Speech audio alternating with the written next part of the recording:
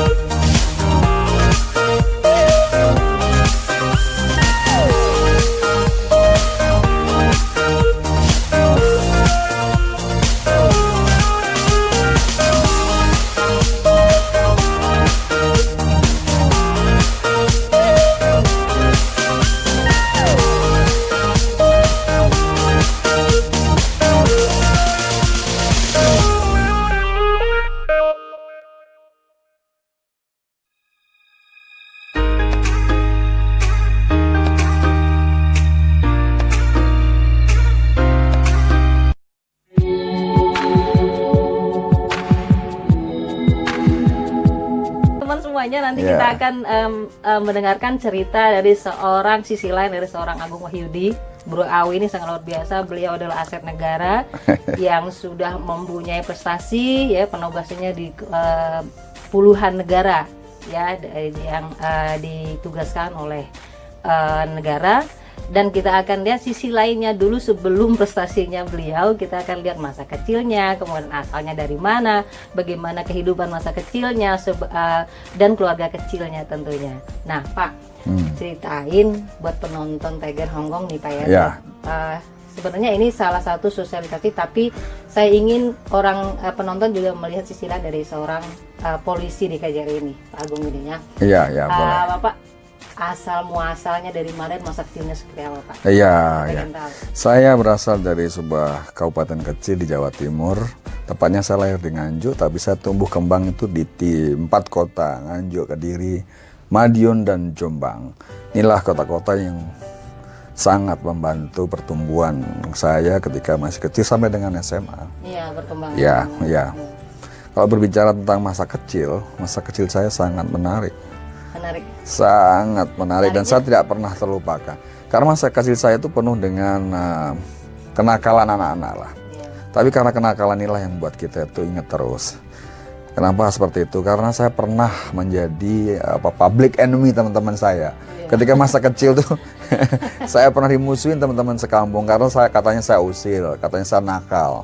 Katanya saya ngototan, kalau mau sesuatu tuh maunya menang sendiri. Sudah ada basicnya berarti. Nah, ya pada dasarnya saya nggak suka jadi follower. Saya suka jadi leader waktu itu. Dan terbukti, ya. Iya, seperti itulah. Setelah SMA kemana nih? Ya, setelah SMA saya langsung mendaftar polisi. Karena orang tua saya berpikir waktu itu, ya apa yang bisa cepat kamu bisa bekerja. Karena mereka berpikir kalau kamu kuliah pasti kamu 8 tahun katanya. Karena secara akademik saya kan nggak bagus. Mungkin sosial bagus, tapi secara akademik bapak saya melihat, wah nilainya ini bahaya nih. Sudah masukin aja ke sekolah kedinasan, masuklah polisi. Polisi sebenarnya polisi bagi saya adalah cita-cita anak-anak. Ketika ditanya, kamu besok gede jadi apa? Tapi aslinya cita-citanya polisi, Pak? Iya, waktu kecil kayak anak-anak itulah yang saya sebut saja pengen jadi polisi, ya. Mungkin karena anak-anak waktu itu menyebutnya dengan mudah, yang jadi guru, yang jadi pilot, ya. Polisi lah yang saya sebut. Meskipun pada perkembangannya sebenarnya ya dunia saya sebenarnya lebih cocok ke pendidik saya. Saya bercita-cita jadi guru sebenarnya. Iya. Ya, tapi sebagai polisi juga kan, sebagai pelindung juga bisa Pak. Nah ya itu selalu ada ininya apa Mengayomi hubungannya ya. masyarakat, iya. Betul betul. Dan itu Bapak setelah pas kuliah itu di mana Pak? Di Ya. juga? Ketika saya sudah bekerja di polisi, mau tidak mau karena perkembangan zaman ini kan begitu cepat, saya harus imbangin itu dengan sekolah lagi. Saya yakin bahwa sekolah itu tidak hanya bagaimana mencari ilmu, bagaimana mencari gelar, bukan hanya itu. Sekolah juga membuat kita itu mengetahui perkembangan zaman dari tahun ke tahun. Karena dari pendidikan itulah kita diajarkan bukan hanya bagaimana praktek, tapi teori juga diajarkan. Saya sempat kuliah kursus, saya banyak sekali saya kursus, baik kursus bahasa maupun kursus-kursus keterampilan. Saya lakukan itu karena saya ingin membangun diri saya. Saya juga sempat kuliah di Akademi Bahasa. Saya dapat gelar diploma bahasa Inggris waktu itu. Setelah itu saya lanjutkan kuliah di hukum karena saya polisi, saya harus punya background hukum. Saya S1-nya hukum pidana. Dan alhamdulillah saya ada waktu juga untuk melanjutkan kuliah ke S2 di sebuah sekolah swasta di Jakarta. Kenapa harus swasta? Karena saya nggak bisa masuk negeri. Kalau sekolah dengan kondisi yang sudah bekerja ini kan kita mencari sekolah yang kira-kira mudah untuk kita akses dan waktunya fleksibel.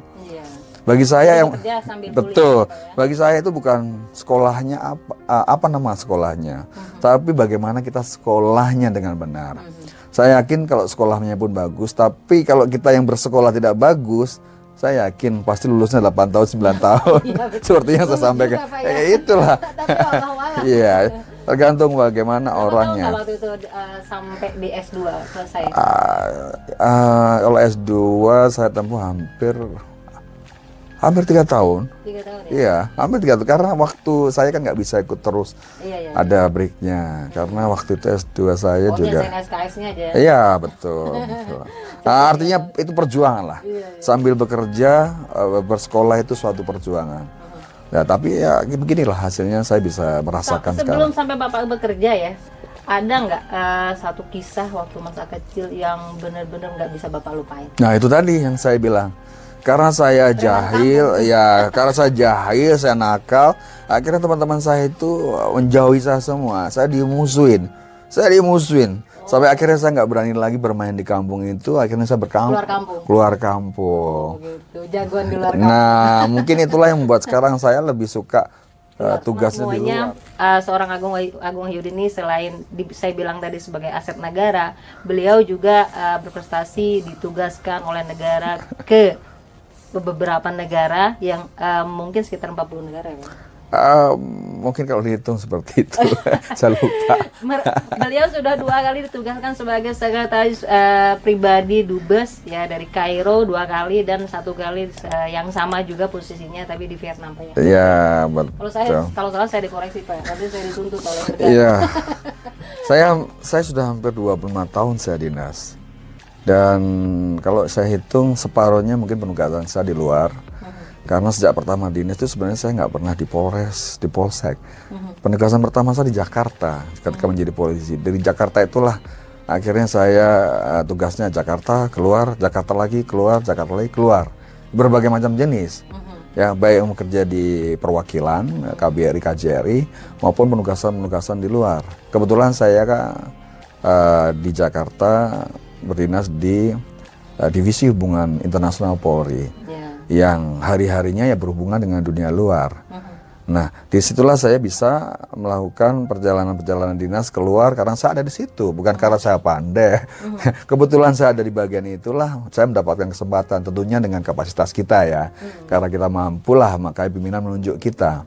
Nah, dari situlah saya mendapatkan penugasan bermacam-macam, baik penugasan jangka pendek maupun panjang.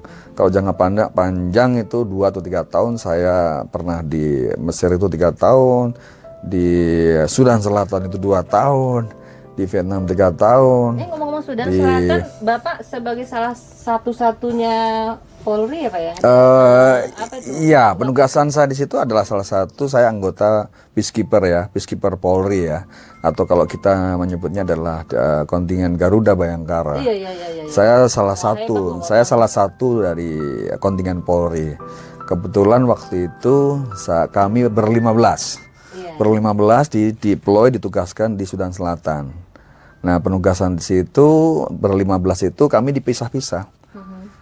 Tugasnya apa? Tugasnya ya kita menjadi polisi di daerah konflik itu. Karena daerahnya konflik, pemerintahnya belum settle, belum terbentuk secara permanen, makanya UN atau PBB ke situ untuk membantu. Nah, karena saya polisi ya tugasnya menjadi polisi di daerah situ. Kita bergabung dengan polisi seluruh dunia membentuk Polres baru gitulah. Nah, disitulah kita menjabat sesuai dengan job-job yang ada. Ya, gimana apa rasanya di daerah konflik kayak gitu tugas, Pak? Saya pikir ada rasa takut juga nggak? Ya, kalau kita berpikir rasa takut pasti ada. Tapi kan United Nations atau PBB ini kan sudah menghitung bagaimana melindungi personilnya, bagaimana melindungi komponnya, bagaimana SOP kalau ada penyerangan dan sebagainya, itu sudah ada semua. Ya alhamdulillah selama saya di sana selamat, tidak pernah ada konflik. Ya kalau dar-der-dor ada tentunya. Tetapi itu sudah ada prosedurnya. Bagaimana kalau misalkan ada tiba-tiba terjadi konflik, kedua belah pihak saling serang, bagaimana peacekeeper yang harus lakukan, itu sudah ada prosedurnya. Selama kita ikutin itu, insya Allah kita aman. Tapi kalau kita melanggar, ya bisa keserempet peluru juga. Ya, ketakutnya terjadi ya. Iya. Dan separuh umur Bapak nih sampai umur saat ini, kalau saya baca-baca tentang kronologis atau bio Bapak, ini lebih kurang 38 tahun Bapak habiskan usia Bapak itu dunia pendidikan. Motivasi yang mau saya bagikan ke teman-teman ini salah satu sangat yang buat saya ini luar biasa, karena jujur saya nggak terlalu yang demen yang dengan ilmu pendidikan ya Pak ya. Buat saya ngalir aja udah dapat seperti pengalaman hidup gitu ya. Nah, Bapak kasih dong buat kita tipnya atau pesannya, motivasinya tentang dunia pendidikan, Pak. Sebenarnya bukan saya terjun ke dunia pendidikan ya, tapi lebih kepada saya pengen terus belajar itu aja. Jadi meskipun saya bekerja, saya mencoba untuk memotivasi diri saya untuk terus mau belajar. Menambah lagi. Iya, karena saya merasa bahwa ilmu yang kita miliki ini tidak ada apa-apanya dengan apa yang terjadi di sekitar kita ini. Apa yang terjadi sekitar kita ini kan begitu cepat, kompleks dan bermacam-macam. Kalau kita tidak imbangi dengan mencari ilmu, bersekolah lagi, saya pikir nggak cukup. Ya ilmu pengalaman cukup, tetapi kita juga harus belajar teori-teorinya. Nah, saya berpesan bagi teman-teman, apapun profesinya, terus dimanapun tempatnya, cari waktu untuk belajar dan belajar lagi. Karena itu akan menjadi value atau nilai Anda. Begitu kepala Anda berisi, begitu Anda penuh dengan pengetahuan, itulah nilai Anda. Memang tidak bisa diukur dengan nilai-nilai material, tetapi isi kepala kita itulah yang bisa menentukan kualitas kita. Dan dengan ilmu yang ada di kepala kita itu, saya yakin bahwa semua masalah ketika itu menimpa Anda bisa menyelesaikan sendiri. Tanpa harus kesana kemari, karena Anda penuh dengan ilmu. Tinggal waktunya kapan mengaplikasikannya. Itulah kenapa yang membuat kita ini selalu harus belajar dan belajar lagi. Di beberapa kesempatan saya selalu bilang ke teman-teman, terutama PMI ya, teman-teman PMI, ayo belajar. Ada waktu belajar. Ya, kalau ada sekolah, kesempatan sekolah. Ya, jangan pernah berleha-leha di sini. Disinilah kesempatan untuk mencari ilmu. Banyak sekali kesempatan. Hong Kong ini sangat terbuka pendidikan. Gunakan itu dengan baik. Gitu. Itulah teman-teman ya, seorang Agung Wahyudi yang sudah banyak sekali pendidikan yang sudah dikecap ya, sudah dilewati, sudah berprestasi, terus belajar. Apalagi kita yang mungkin saja tidak mengecap ilmu seperti dunia pendidikan seperti Pak Agung Wahyudi. Nah, ini motivasi buat kita semuanya. Mudah-mudahan kita bisa mengambil inspirasi dari cerita dari Pak Agung di dunia pendidikannya.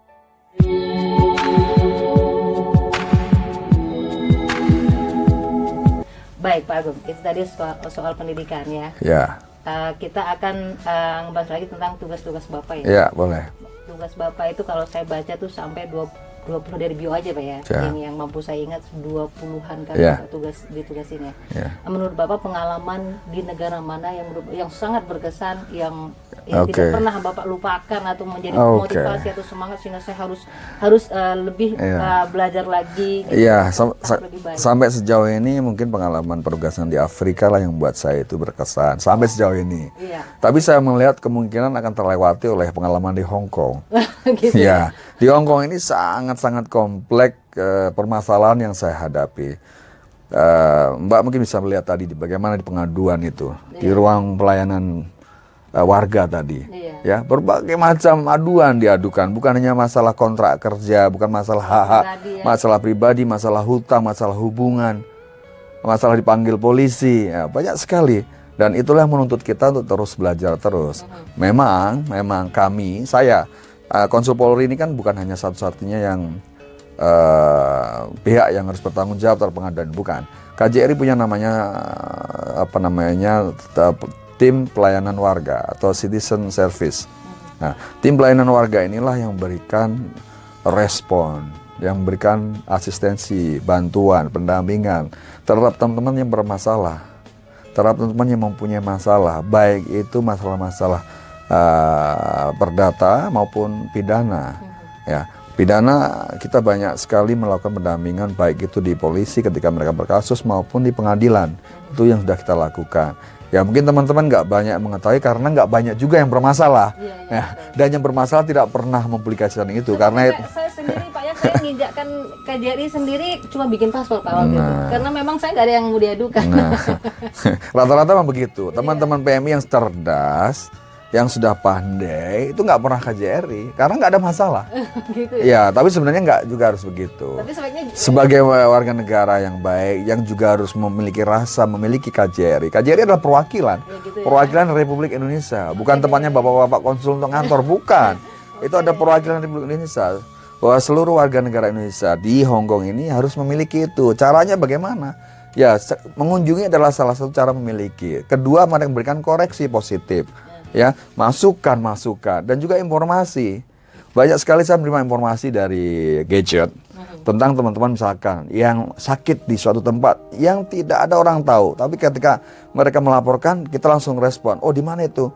Mereka via Facebook langsung kita telusuri. Oh, ada di sana sakit dan kita tim ke sana untuk melihat kondisinya seperti apa.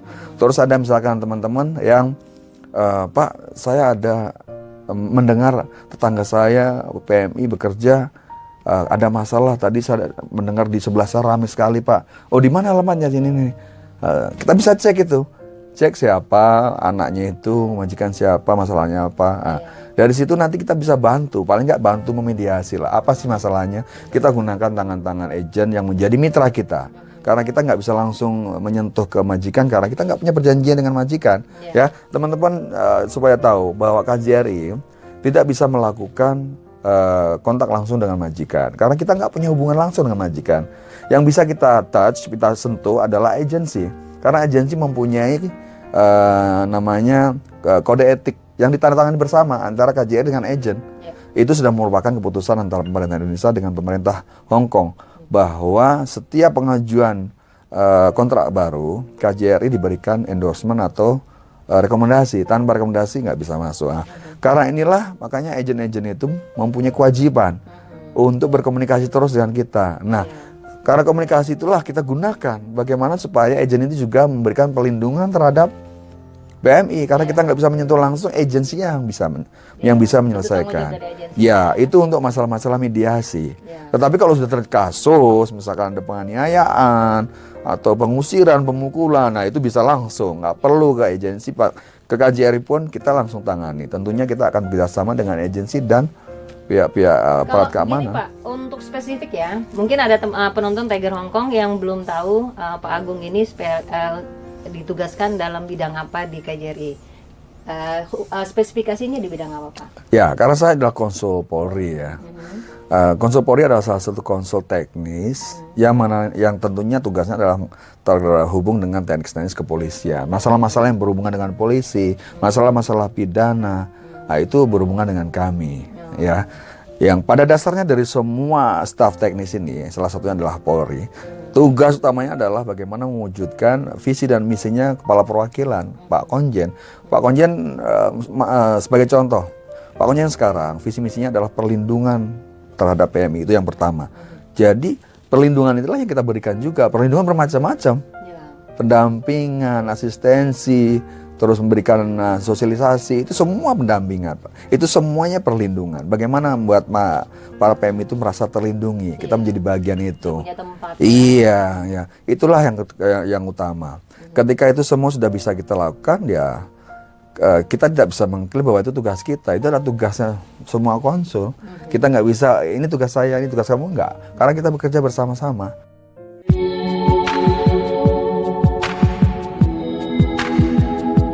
Terkait dengan PMI ya, perlu saya jelaskan di sini tentang beberapa hal yang sebenarnya tidak perlu dilakukan teman-teman PMI.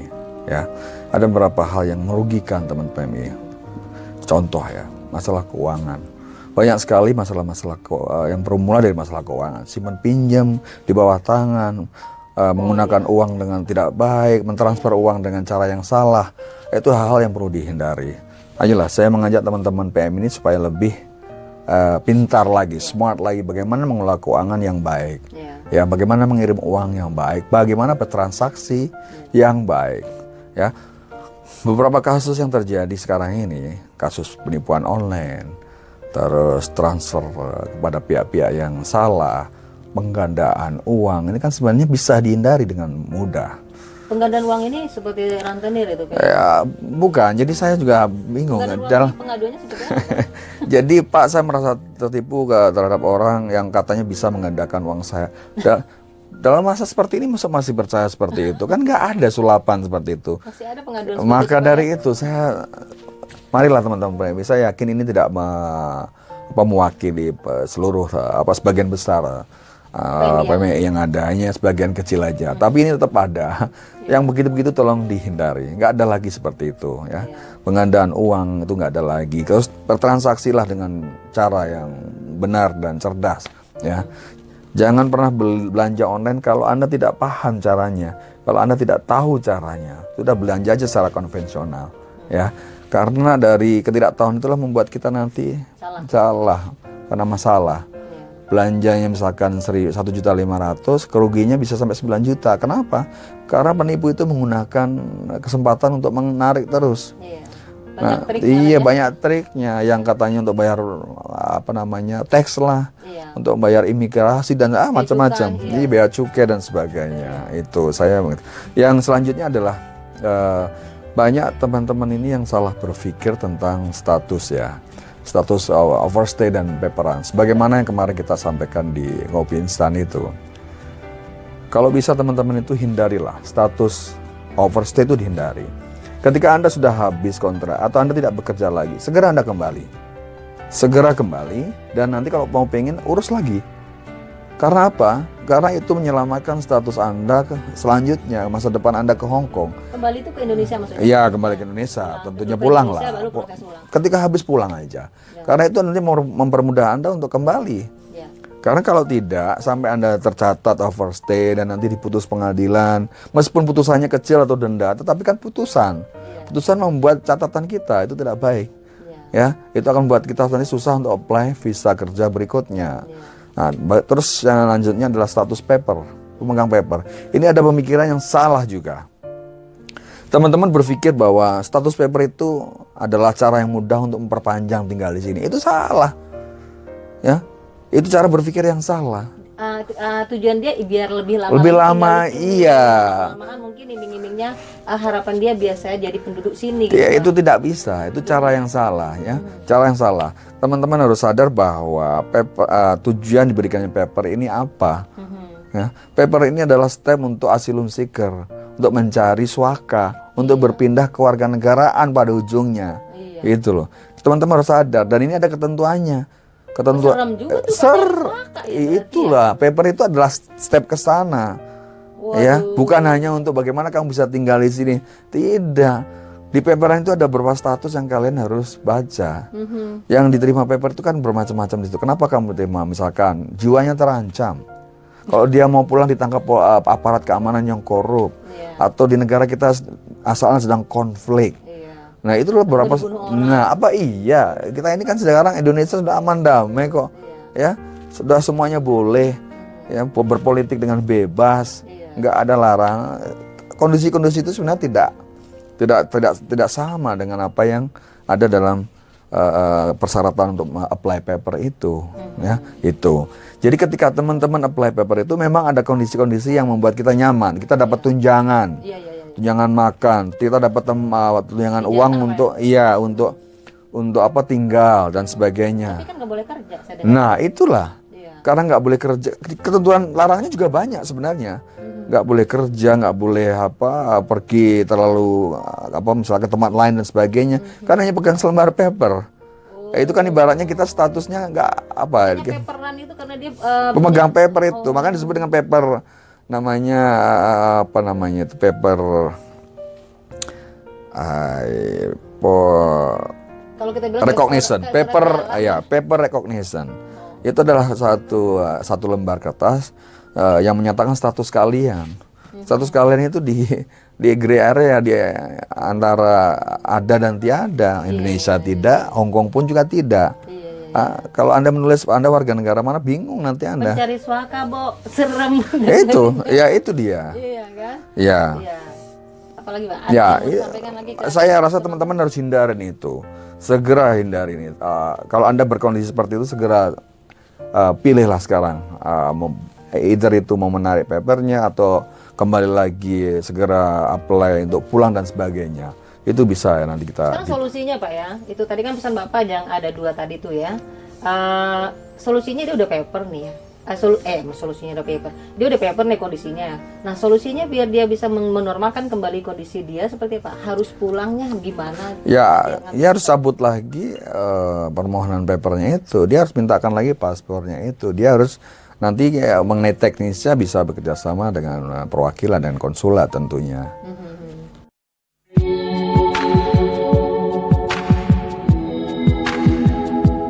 Pesan-pesan dari Pak Agung, mudah-mudahan banyak yang informasi, motivasi yang kita dapat dari Pak Agung, dan mudah-mudahan ini juga meninggalkan legacy, mungkin sedikitnya buat saya, legacy buat saya dari Pak Agung, bahwa saya dikasih kesempatan untuk memberikan informasi ke penonton saya di Tiger Hongkong ini. Satu kesempatan lagi Pak ya.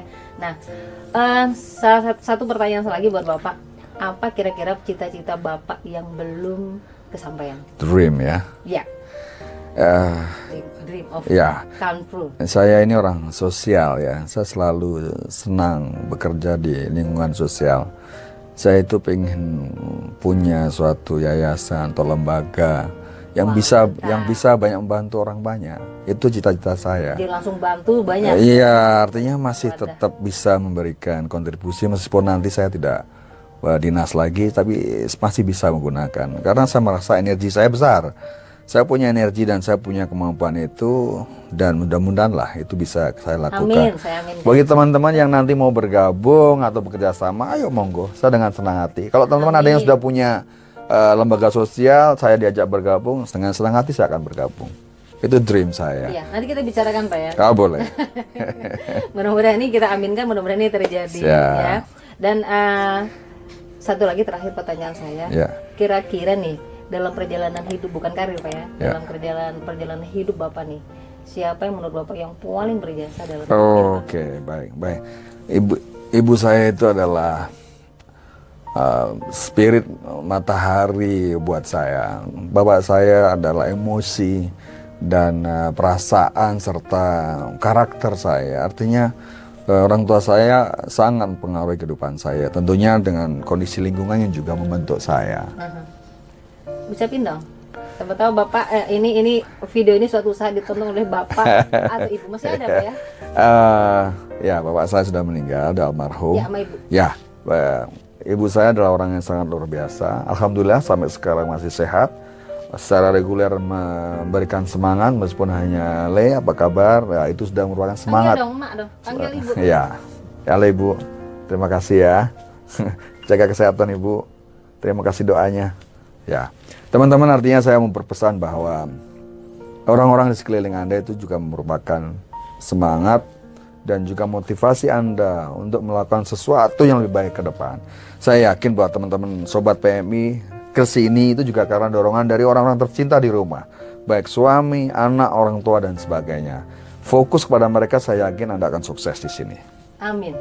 Itu tadi closing statement dari seorang Agung Wahyudi, udah bantu saya nutup di acara kita hari ini, dan mudah-mudahan bisa memberikan sesuatu yang sangat berarti buat kita, baik itu pendidikan, motivasi hidup, perjalanan hidup, bagaimana mengambil solusi dalam satu permasalahan. Banyak saya diungkap, dan salah satu lagi yang mau saya ungkap buat teman-teman semuanya, begitu banyak prestasi, begitu lancarnya Pak Agung Wahyudi menjawab semua pertanyaan saya, tapi begitu saya suruh mengucapkan terima kasih kepada seorang ibu, beliau ngomong terbata-bata dan bingung mau ngomong apa. Itu salah satu bentuk bahwa sangat dalam perasaan seseorang terhadap seorang ibu. Nah, mudah-mudahan acara ini bermanfaat, memotivasi, menginspirasi buat teman-teman semuanya. Jangan lupa juga ikut di acara, saksikan di acara live dari Ngopi Instan dari KJRI di live-nya Facebook, dan jangan lupa like dan subscribe channel YouTube KJRI. Di situ kita akan mendapatkan banyak informasi yang sangat berguna buat kita semuanya, biar kita tidak ketinggalan dalam satu perubahan atau satu inovasi yang diberikan oleh KJRI. Nah, mudah-mudahan ini bermanfaat buat teman-teman semuanya. Saya bersama Pak Agung Wahyudi menutup acara ini dengan Assalamualaikum warahmatullahi wabarakatuh.